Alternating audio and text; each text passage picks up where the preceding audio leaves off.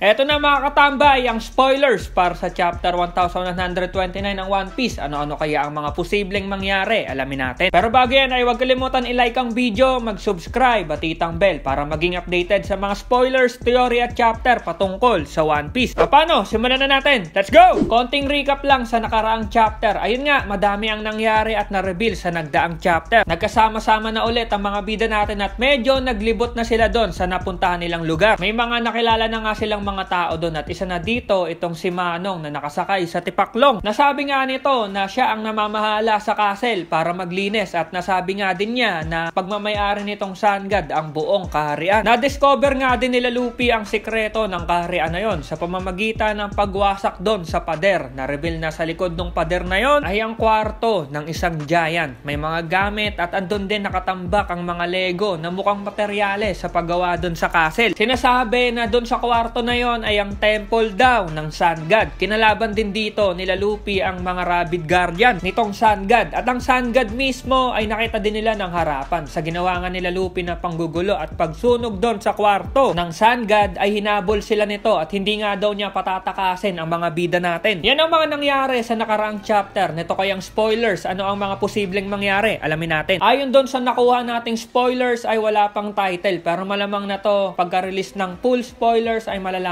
din natin yon. Eto na ang spoilers. Nasabi na itong mga bida natin na abutan nga ng Sun God at ang ginawa nito, trinap nga yung mga bida natin sa isang iron net. Pero ang nangyari, sila Zoro at Sanji nakatakas agad dahil nga gumawa yung dalawa ng sobrang lakas na atake para siguro mabutas yung iron net. Kasabay nito, si Nami daw ay tiningnan ng mabuti yung mapa nung Lego Kingdom na yon ng Sun God at dinescribe nga daw nito yung itsura at kung gaano nga daw kalaki yung Lego Kingdom. At ito, alam ko gusto nyong marinig to. Nagkaroon nga ng flashback at dito nga ay pinakita na kung sino yung giant ang nagpapanggap na Sun God. Nasabi na ang Sun God na to ay si Road. Kilala nyo ba to? Isa si Road sa member ng New Giant Warrior Pirate na pinamumunuan nitong isa sa Grand Fleet ni Luffy na si Hyrodin. Nakakagulat ba mga katambay? Ako din. Nagulat dahil di ko akalain na ito pala yung Sun God. Kala ko bagong karakter na naman ang ipapakilala. Anyway, ito nga ang dahilan ni Road. Kaya siguro kinidnap niya sila Luffy. Nasabi na itong si Road ay hindi sang-ayon na kumampi o sumali itong si Hyrodin sa Grand Fleet ni Luffy. Siguro, iniisip ni Road na malakas naman na sila. Bakit pa sila kakampi dito kay Luffy? Baka isa yan sa mga dahilan niya. Pero abangan na lang natin yung full spoiler. Baka may pag-uusap pang naganap kay Road at kay Hyrodin. Ito pa, isang sagot sa nangyaring pagkawala nila Luffy. Tungkol naman to sa Sunny. Yung Sunny daw ay napunta sa parang mahamog na area malapit na sa Elbap. Na ito daw yung dahilan kaya nawala ng malay itong sila Luffy. At nung nawalan daw ng malay yung mga bida natin, itong crow na nakita natin sa nakaraang chapter na ang pangalan ay Mugen ay kinuha yung Sunny at nilipad siguro doon sa bahay nitong si Road. Ayun na nga ang sagot sa pagkawala nila Luffy. Grabe yung hamog na yun, nakakapagpatulog, nakakatakot din talaga yung Elbap. Sa huling page ng chapter ay bakbakan na naman, papatakas pa din ang mga bida natin pero may ginawa si Nami dito. Umatake nga daw ito kasama si Zeus ng kanilang Thunderbolt at pinatama yon kay Road. Si Luffy naman gumamit ng Gear 4 at winasak nito yung pader para nga makatakas sila. End of the chapter. Okay, isang malupit na spoilers na naman ang nakita natin at nakakagulat yon. Si Road ang Sun God at nasagot na din ang tanong kung paano nawala sila Luffy. Spoilers pa lang yan. Marami pa tayong malalaman sa full chapter. Abangan natin yan. Salamat sa pagnood at see you sa next video. Over now!